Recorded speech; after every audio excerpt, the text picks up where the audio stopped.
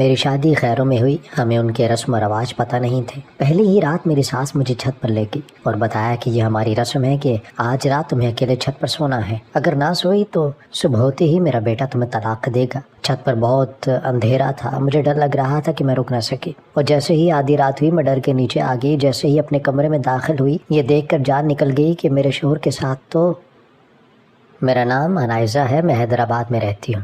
میں 3 بھائیوں کی ایک ہی بہن تھی۔ میرے والد میرے بچپن میں ہی وفات پا چکے تھے۔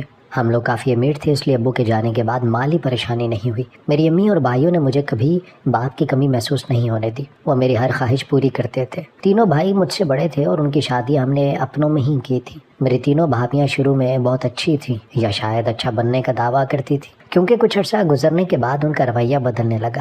ہم تینوں بھائیوں کی بیویاں ایک ہی گھر سے لائے تھے، بھابیاں آپس میں بہنیں تھیں اور اب مجھ سے خار کھانے لگی تھی۔ ان سے جیسے میرا وجود ہی برداشت نہیں ہوتا تھا۔ وہ مجھے ہر وقت باتیں سناتی، بھائی گھر آتے تو ان کے سامنے اچھی بن جاتی اور ان کے جاتے ہی ہم ماں بیٹی کے ساتھ برا سلوک کرتی۔ امی کو میں بڑا کہتی کہ آپ بھائیوں سے کچھ کہتی کیوں نہیں، تو کہنے لگی کہ ایک ساتھ تینوں بیٹوں کا گھر کیسے برباد کر دو، واحد حل یہی ہے کہ تمہاری شادی کر دی جائے۔ امی نے بھابیوں سے بھی بات کی تو وہ بھی خوش ہوئے۔ بڑے بھائی کے دوست نے رشتہ بھیجا تھا، وہ ہر لحاظ سے ایک بہترین رشتہ تھا، لوگ بھی کھاتے پیتے تھے، مگر میری بھابھی کو گوارا نہ ہوا کہ میری اتنی اچھی جگہ رشتہ طے ہو جائے، اسی لیے کہنے لگی کہ لڑکے کی عمر تھوڑی زیادہ ہے، آپ منع کرتے۔ بھائی بھابھی کی کوئی بات نہیں ٹالتے تھے، اس لیے اپنے دوست کو منع کر دیا۔ پھر ایک اور رشتہ آیا، لڑکا ڈاکٹر تھا، میں اس رشتے سے بہت خوش ہوئی، مگر اس بار چھوٹی بھابھی نے پتہ نہیں کیا چکر چلایا کہ بھابھیوں نے اس رشتے سے بھی انکار کر دیا۔ میں اس وجہ سے بہت پریشان ہو گئی تھی، کیونکہ جب بھی کوئی اچھا رشتہ آتا تینوں بھابھیاں مل کر کوئی نہ کوئی ایسا چکر چلاتی کہ یا تو لڑکے والے منع کر جاتے یا بھائی ہی منع کر دیتے کہ لڑکا ہماری بہن کے معیار کے مطابق نہیں۔ بھائی مجھ سے بہت پیار کرتے تھے اب بھی، لیکن انہیں یہ نظر نہیں آ رہا تھا کہ میرے ساتھ اور امی کے ساتھ کیا سلوک ہو رہا ہے اس گھر میں۔ ان سارے حالات نے مجھے ذہنی مریضہ بنا دیا۔ بھابیاں بھائیوں کو لے کر علیحدہ ہوگی، ہم ماں بیٹی اپنے کھاتے اور پکاتے تھے۔ میری ماں ہر وقت کاموں میں لگی رہتی اور بھابیوں کے پاس بھی میرے لیے وقت نہ ہوتا۔ مجبوراً میں نے موبائل کا استعمال بہت زیادہ کر دیا، اب میں ہر وقت فیس بک پر لگی رہتی۔ میں نے اپنی فرینڈ لسٹ میں بہت سے لڑکے اور لڑکیاں ایڈ کر لی اور ان سے باتیں کرنے لگی۔ میں ایسی نہیں تھی کہ خیروں سے باتیں کرتی، لیکن بھائیوں نے بھی جب میری طرف سے غفلت برتنا شروع کر دی تو میں گھر کے ان جھگڑوں اور ٹینشن والے ماحول سے فرار چاہنے لگی اور فیس بک پر اچھے دوست تلاش کرنے لگی جن سے میں دل کی باتیں کر لیتی۔ انہی فیس بک کے دوستوں میں ایک لڑکا جس کا نام جبران تھا، اس سے میری بات چیت بہت زیادہ ہونے لگی۔ وہ ایک بہت خوش شکل اور اچھا لڑکا تھا، اسے میرے حالات سن کر مجھ سے ہمدردی ہونے لگی تھی اور وہ تسلی دیتا تھا کہ فکر نہ کرو، ایک دن سب ٹھیک ہو جائے گا۔ مجھے جبران بہت اچھا لگنے لگا تھا اور میں چاہتی تھی کہ میری شادی اسی سے ہو۔ میں گھر کے ماحول سے بہت تنگ آ چکی تھی اور جلد از جلد بھابھیوں سے جان چھڑانا چاہتی تھی۔ جبران اکثر مجھے اپنی تصویریں بھیجا کرتا، مگر جب بھی میں ویڈیو کال یا ملنے پر اصرار کرتی تو وہ منع کر جاتا، کہتا کہ ہمارے گھر کے رسم و رواج اس بات کی اجازت نہیں دیتے، میں تم سے مل کر اپنے خاندان کی عزت کا تماشا نہیں بنانا چاہتا۔ اس کی ایسی باتیں سن کر میرے دل میں اس کی قدر بڑھ گئی اور میں نے اسے پھر کبھی ملنے کے لیے نہیں بلایا۔ میری سہیلی کو جب یہ سب پتہ چلا تو کہنے لگی کہ تم محتاط ہو کر اس سے بات کیا کرو، مجھے وہ شخص فیک لگ رہا ہے جو ملنے سے انکار کر رہا ہے۔ مجھے اپنی سہیلی کی بات بری لگی کیونکہ میرا دل کہتا تھا کہ جبران ایسا نہیں ہے۔ میں نے 2-3 بار اس سے ویڈیو کال پر بھی بات کرنے کو کہا، مگر وہ یہی کہتا کہ شادی پر دیکھ لینا۔ میں نے اسے اپنی تصویریں کبھی نہیں بھیجی اور نہ ہی اس نے مطالبہ کیا تھا، اور یہی بات مجھے اس کی اچھی لگتی تھی۔ کچھ عرصے بعد جبران نے میرے کہنے پر رشتہ بھیج دیا، مگر اس بار بھی میرے گھر والوں نے انکار کر دیا۔ میں نے امی کو صاف کہہ دیا کہ اگر اس بار ہاں نہیں ہوئی تو میں کچھ کھا کر مر جاؤں گی۔ اماں کہنے لگی کہ تم جانتی ہو کیا ان لوگوں کے بارے میں، کہ خیر لوگ ہیں اور لڑکا بھی تمہاری عمر اور معیار کے مطابق نہیں ہے۔ میں نے ہٹ درمی سے کہا جو بھی ہے میری شادی ادھر ہی کریں نہیں تو میں بھاگ جاؤں گی۔ میں نے ہٹ درمی سے کہا کہ جو بھی ہے میری شادی ادھر ہی کر دے نہیں تو میں بھاگ جاؤں گی۔ ایک بار بھائی بھی مجھے سمجھانے آئے، بڑا بھائی کہنے لگا کہ ہم نے تمہاری بات کبھی نہیں ٹالی، اب بھی اگر تم پسند کی شادی کرنا چاہتی ہو تو شوق سے کرو، مگر کسی ڈھنگ کے انسان سے، وہ بالکل تمہارے قابل نہیں، کوئی جوڑ نہیں بنتا تمہارا اور اس کا۔ میرے دل میں سوچا ضرور بھابھیوں نے بھڑکا کر بھیجا ہوگا، آخر اتنا ہینڈسم لڑکا کہاں گوارا ہوگا انہیں میرے لیے۔ میں نے صاف کہہ دیا کہ شادی کروں گی تو ادھر ہی کروں گی۔ مجبوراً امیوں اور بھائیوں کو میری ضد کے آگے ہار ماننا پڑ گئی اور انہوں نے میرا رشتہ وہیں طے کر دیا۔ میں جبران کے علاوہ کسی کو نہیں جانتی تھی، مجھے یہ بھی نہیں پتا تھا کہ وہ کتنے بہن بھائی ہیں، ان کا گھر کہاں ہے، وہ کیا کام کرتے ہیں، ان کے رسم و رواج کیسے ہیں، ان ان سب سوالوں سے مجھے کوئی لینا دینا بھی نہیں تھا، میں تو صرف اسی خوشی میں خوش تھی کہ میری شادی میری پسند کے شخص سے ہو رہی ہے۔ شادی سے پہلے ان کی ایک عجیب سی شرط سامنے آئی۔ میری ہونے والی ساس کہنے لگی کہ ہمارے گھر روایت ہے کہ دلہن کا نکاح رات کے 7 بجے ہوتا ہے اور اسی وقت رخصتی بھی ہوتی ہے، اور 2 ماہ تک دلہن اپنے گھر والوں سے نہیں مل پائے گی۔ یہ عجیب روایات سن کر میرے گھر والوں کو آگ لگ گئی کہ یہ کیا شرط ہے کہ میں 2 مہینے تک ان سے مل نہیں سکتی، ایسا تو کہیں نہیں ہوتا۔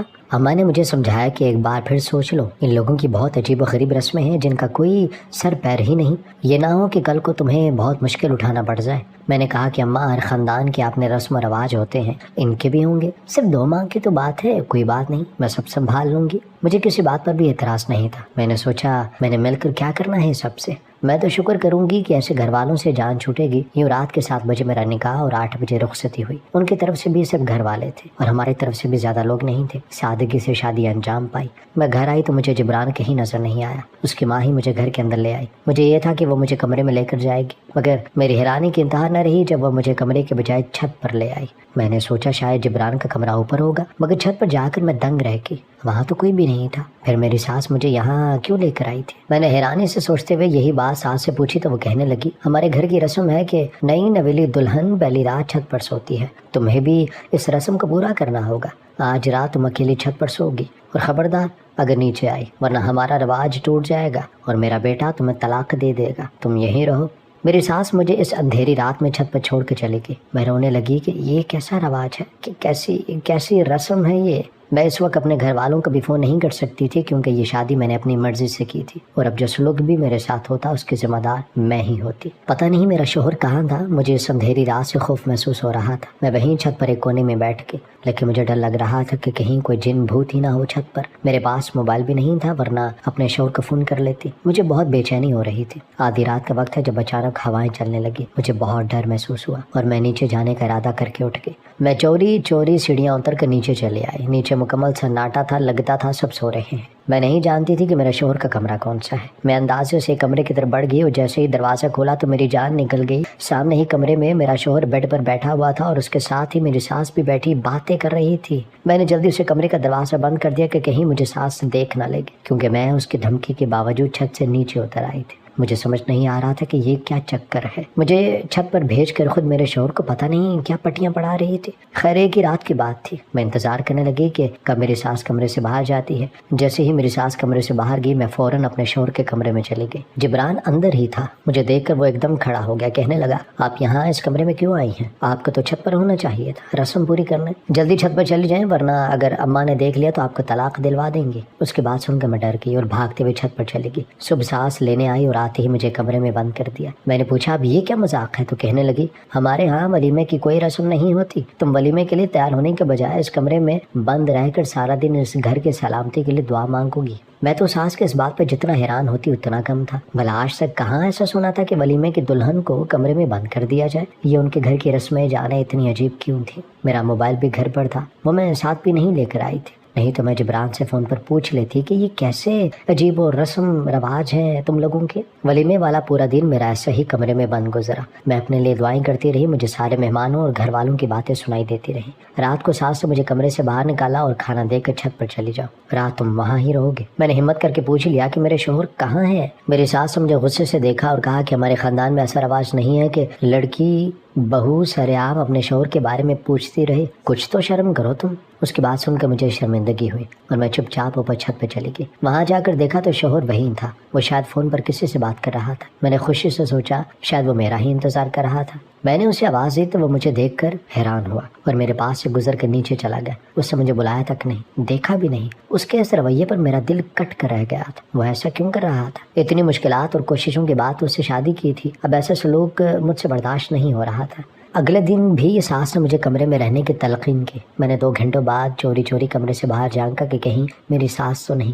وہ باہر کہیں نہیں تھی۔ میں اپنے شوہر کے کمرے کی طرف چلی گئی مگر وہ کمرے میں نہیں تھا۔ مجھے لگ رہا تھا کہ میں کسی عجیب ہی دنیا میں آ گئی ہوں۔ اس گھر کے لوگوں کے رویے مجھے پریشان کر رہے تھے، اور تو اور جس کے ساتھ کی خاطر گھر والوں سے لڑ جھگڑ کے شادی کی تھی وہ بھی نظر انداز کر رہا تھا۔ رات کو میں نے دیکھا وہ اپنے کمرے میں جا رہا ہے تو میں بھی بھاگ کر اس کے پیچھے چلی گئی۔ وہ مجھے دیکھ کر حیران ہو کر پوچھنے لگا، کوئی کام ہے آپ کو؟ آپ یہاں کیوں آئی ہیں؟ میں نے کہا کہ اپنے شوہر کے کمرے میں آئی ہوں، کیا نہیں آنا چاہیے تھا؟ نکاح کے بعد سے تو تم نظر ہی نہیں آئے۔ وہ تھوڑا غصے میں آیا، کہنے لگا کہ آپ اپنے کمرے میں جائیں، مجھ سے کیسی باتیں کر رہی ہیں؟ اس کے یوں کہنے پر مجھے جھٹکا لگا کہ وہ اس وقت کیا مذاق کر رہا ہے۔ میں نے کہا کہ یہ مذاق کر رہے ہیں آپ، میں اپنے شوہر کے کمرے میں ہی تو ہوں۔ جبران، آپ کو کیا ہو گیا ہے؟ وہ کہنے لگا، آپ کی شادی میرے بھائی سے ہوئی ہے، مجھ سے نہیں۔ میرا نام سبحان ہے اور میں آپ کا دیور ہوں۔ اس کی بات سن کر میرے سر پر آسمان ٹوٹ پڑا۔ وہ یہ کیا کہہ رہا تھا؟ میں فیس بک پر اسی سے تو باتیں کرتی تھی۔ اس نے مجھے بازو سے پکڑ کر کمرے سے باہر نکال دیا۔ میں کچھ نہیں سمجھ پا رہی تھی کہ میرے ساتھ یہ کیا ہو رہا ہے۔ میں وہاں سے چھت پر چلے گئی۔ جو کچھ میں سن چکی تھی وہ سن کر مجھے یقین نہیں آ رہا تھا۔ میری شادی تو جبران سے ہوئی تھی، مگر وہ اپنا نام سبحان بتا رہا تھا اور ایسا ظاہر کر رہا تھا کہ جیسے مجھے جانتا بھی نہیں۔ صبح ہوئی تو میری ساس مجھے چھت سے لینے آئی۔ میں چپ چاپ نیچے چلی آئی۔ اس سے پہلے وہ مجھے پھر سے کمرے میں بند کر دیتی، میں نے اسے سختی سے پوچھا، جبران کہاں ہے؟ میری ساس ٹال مٹول کرنے لگی، وہ ابھی گھر پر نہیں ہے، تم کمرے میں چلی جاؤ۔ میں نے سختی سے کہا کہ مجھے بھی اس کے پاس لے کر چلو، ورنہ میں یہ گھر چھوڑ کر چلی جاؤں گی۔ میری دھمکی سن کر وہ کچھ دیر کے لیے چپ ہو کر رہ گئی، پھر مجھے کہنے لگی کہ میرے ساتھ آؤ۔ اس نے مجھے ایک کمرے کے دروازے کے آگے کھڑا کر کے کہا، یہ ہے تمہارے شوہر کا کمرہ۔ مجھے اس گھر کے سارے لوگ ہی عجیب لگ رہے تھے، سب کی حرکتیں مشکوک تھیں۔ میں کمرے کے اندر چلی گئی، وہاں ایک بڑی عمر کا آدمی بیٹھا ہوا تھا۔ میں اسے پہچان نہ پائی کہ وہ کون ہے۔ کہنے لگا کہ آؤ بیٹھو، میں ہی تمہارا شوہر جبران ہوں۔ میں حیرت سے اچھل پڑی کہ یہ کیسے ہو سکتا ہے۔ وہ کہنے لگا کہ میں ہی فیس بک پر تمہارے ساتھ باتیں کرتا تھا، میں نے اپنی ڈی پی پہ اپنے چھوٹے بھائی کی تصویر لگا رکھی تھی، اس لیے تمہیں یہ غلط فہمی ہو گئی ہوگی کہ وہ تم سے بات کرتا تھا، جبکہ حقیقت میں وہ نہیں، میں ہوتا تھا۔ اسے تو کچھ پتا ہی نہیں کہ میں اس کی تصویر کا سہارا لے کر لڑکیوں سے باتیں کرتا تھا۔ میں یہ سب سن کر چکرا گئی۔ میں نے چلا کر پوچھا، تم مجھے تصویریں بھی اسی کی بھیجا کرتے تھے، کیوں؟ کہنے لگا کہ میری شادی نہیں ہو رہی تھی، اسی لیے میں نے اپنے ہینڈسم بھائی کی تصویریں اپنے فیس بک پر لگا دی، جس سے سب کو لگتا کہ وہ میں ہی ہوں۔ یوں بہت ساری لڑکیوں سے میری بات چیت ہوتی، مگر ہر لڑکی شادی سے پہلے ایک بار ملنا چاہتی تھی، اسی لیے میں چپ کر کے انہیں بلاک کر دیتا تھا، کیونکہ مل کر حقیقت کھل جاتی کہ میں وہ نہیں ہوں جو لگتا ہوں۔ واحد تم تھی جس نے ملے بغیر سے تصویریں دیکھ کر یقین کر لیا اور مجھ سے شادی کر لی۔ میں نے ملنے سے انکار کیا، تب بھی تمہیں شک نہیں ہوا۔ میں جانتا ہوں میں نے دھوکے سے تم سے شادی کی ہے، مگر اب یہی تمہارا نصیب ہے، تمہیں اسے ماننا ہی ہوگا۔ میں یہ سن کر پھوٹ پھوٹ کر رو پڑی۔ قسمت نے کیسا عجیب کھیل کھیلا تھا، شادی بھی ہوئی تو دھوکے باز سے۔ میں اب اپنے گھر والوں کو بھی نہیں بتا سکتی تھی یہ سب، کیونکہ سب کچھ میں نے اپنے ہاتھوں سے برباد کیا تھا۔ اس فیس بک کے چکر نے میری زندگی برباد کر دی تھی۔ مجھے آج پتا چلا تھا کہ لوگ جیسے فیس بک پر ہوتے ہیں ویسے نظر نہیں آتے۔ وہ مجھے سب بتا کر کمرے سے باہر چلا گیا۔ میں کئی گھنٹے روتی رہی اور بالآخر میں نے فیصلہ کر لیا کہ مجھ جیسی لڑکی کا یہی انجام ہونا چاہیے۔ مجھے اب اسی گھر میں رہنا ہوگا، جیسے بھی کر کے اب گزارا تو کرنا ہوگا۔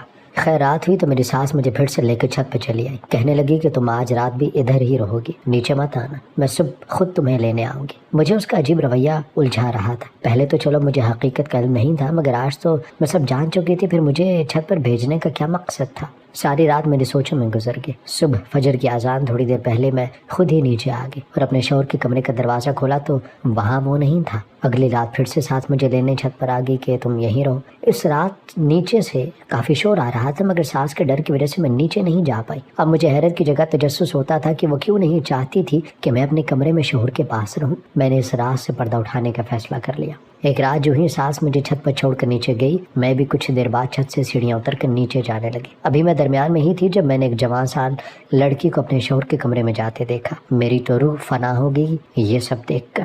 میں بھاگ کر اپنے کمرے میں جانے ہی لگی تھی کہ میری ساس نے مجھے دیکھ لیا۔ وہ مجھے بازو سے پکڑ کر کمرے میں لے گئی۔ میں نے پوچھا، کون لڑکی ابھی میرے کمرے میں گئی ہے؟ کہنے لگی کہ تمہیں وہم ہوا ہے۔ میں نے اپنے آپ کو چھڑاتے ہوئے کہا کہ میں خود ابھی جا کر دیکھتی ہوں۔ میری ساس نے ایک دم مجھے پتہ نہیں کیا چبویا کہ میں وہیں چکرا کر گر گئی۔ صبح اٹھی تو میرا سر بہت بھاری ہو رہا تھا۔ مجھے رات کے سارے واقعات یاد آئے۔ مجھے اب اپنی غلطی کا احساس شدت سے ہو رہا تھا۔ میں ایک جہنم سے نکل کر دوسری جہنم میں آ گئی تھی۔ مجھے یہاں شادی ہی نہیں کرنی چاہیے تھی۔ پتہ نہیں کیسے عجیب لوگ تھے، پہلے دھوکے سے شادی کی، پھر روز چھت پر چھوڑانا اور اب مجھے بے ہوش کر دینا۔ میری ساس سے جب میں نے پوچھا کہ میرے شوہر کے کمرے میں کون سی لڑکی گئی تھی تو وہ سرے سے ہی مکر گئی۔ کہنے لگی کہ وہاں تو کوئی لڑکی نہیں تھی، کوئی غلط فہمی ہو رہی ہے تمہیں۔ میں نے پوچھا، اگر ایسا ہے تو پھر تم نے کل مجھے بے ہوش کیوں کیا تھا؟ وہ اس بات سے بھی انکار کر گئی کہ تم خود بے ہوش ہوئی تھی۔ وہ جھوٹ پر جھوٹ بول رہی تھی۔ میں چپ رہ گئی اور یہی فیصلہ کیا کہ بس اب بہت ہو گیا، اب آر یا پار۔ مجھے معلوم کرنا ہوگا کہ ہر رات مجھے چھت پر بھیجنے کا مقصد کیا ہے۔ میں نے ساس کے سامنے یہی ظاہر کیا جیسے مجھے اس کی بات پر یقین آ گیا ہو۔ اس لیے اگلی رات جیسے ہی ساس مجھے چھت پر چھوڑ کر آنے لگی، میں نے وہی انجیکشن اسے لگا دیا جو کل اس نے مجھے لگا کر بے ہوش کیا تھا۔ اسے وہیں چھوڑ کر میں نیچے آ گئی۔ مجھے دیکھنا تھا کہ کون سی لڑکی میرے شوہر کے کمرے میں جاتی ہے۔ رات کے 9 بجے دروازے پر دستک ہوئی اور بچوں کی آواز سنائی دی۔ ایک وہی لڑکی جس کو میں نے دیکھا تھا اپنے 2 بھائیوں کی انگلی پکڑ کر اندر داخل ہوئی۔ میں سوچنے لگی کہ یہ بچے کون ہیں اور رات کے وقت یہاں کیا کرنے آئے ہیں۔ اس لڑکی نے جبران کو جب ابو کہا تو میرے قدموں تلے سے زمین نکل گئی۔ وہ تو کہہ رہا تھا کہ میری شادی ہی نہیں ہوئی اور اب 3 بچے اسے ابو کہہ رہے تھے۔ میں چھپ کر کھڑی ان سب کی باتیں سن رہی تھی۔ میں اچانک سامنے آ گئی تو مجھے دیکھ کر جبران کے پسینے چھوٹ پڑے۔ اس کی بیٹی پوچھنے لگی کہ ابو یہ عورت کون ہے؟ پہلے تو کبھی نہیں دیکھا اس کو۔ میں نے غصے سے کہا کہ میں تمہارے باپ کی دوسری بیوی ہوں۔ اس کے بچے شدید حیران نظر آئے۔ بڑی بیٹی کہنے لگی اسی لیے امی ہمیں یہاں بھیجا کرتی تھی تاکہ معلوم کر سکیں کہ آپ نے دوسری شادی تو نہیں کر لی۔ اب ہم گھر جا رہے ہیں۔ وہ لڑکی اپنے بھائیوں کے ساتھ وہاں سے چلی گئی۔ ان کے جانے کے بعد جبران نے مجھے تھپڑ مارا، کہنے لگا اسی لیے تمہیں رات ہوتے ہی چھت پر بھیج دیتا تھا تاکہ میرے بچوں کو کسی قسم کا شک نہ ہو پائے، لیکن تم نے میرے سارے کیے کرائے پر پانی پھیر دیا۔ میری بھی اب بس ہو چکی تھی، بہت دھوکے مل چکے تھے، اب مزید سہنے کی ہمت نہیں تھی۔ میں نے بھاگ کر خود کو اس کے کمرے میں قید کر لیا اور اسی کے موبائل سے امی کا نمبر ڈائل کیا۔ مجھے امید تو نہیں تھی کہ میرے بھائی مجھے لینے آئیں گے، مگر پھر بھی میں انتظار کرنے لگی اور مجھے حیرانی کے ساتھ ساتھ خوشی بھی ہوئی جب میرے بھائی مجھے لینے آئے۔ میں نے ان سے معافی مانگی کہ میں فیس بک کے دھوکے میں آ کر بہت ذلیل ہو چکی ہوں، مجھے معاف کر دیں اور گھر لے جائیں۔ میرے بھائیوں نے مجھے معاف کر دیا اور گھر لے آئے۔ میں نے اس دھوکے باز شخص کے خلاف پولیس میں شکایات درج کروا دی۔ بعد میں ساری حقیقت کھلی جو یوں تھی کہ اس کی اپنی پہلی بیوی سے علیحدگی ہو گئی تھی مگر طلاق نہیں ہوئی تھی، اس لیے وہ روز رات کو اپنے بچوں کو بھیج دیتی تاکہ اس گھر کی خبر لیتی رہے۔ جب وہ بچے دن میں گھر آتے تو ساس مجھے کمرے میں بند کر دیتی۔ مجھ سے شادی اس نے میری جائیداد کی وجہ سے کی تھی۔ اس کا ارادہ تھا کہ سارے مسئلے حل ہو جائیں گے تو میرے بھائیوں سے میرے حصے کا مطالبہ کرے گا، لیکن اس سے پہلے ہی ساری حقیقت کھل گئی۔ اس کی پہلی بیوی نے بھی اس پر کیس کر دیا۔ مجھے تو سبق مل گیا کہ اپنوں سے بڑھ کر کوئی بھی وفادار نہیں ہوتا، اور یہ بھی کہ فیس بک پر ساری محبتیں نقلی ہوتی ہیں۔ کسی انجان پر بھروسہ کر کے اپنی زندگی برباد نہیں کرنی چاہیے۔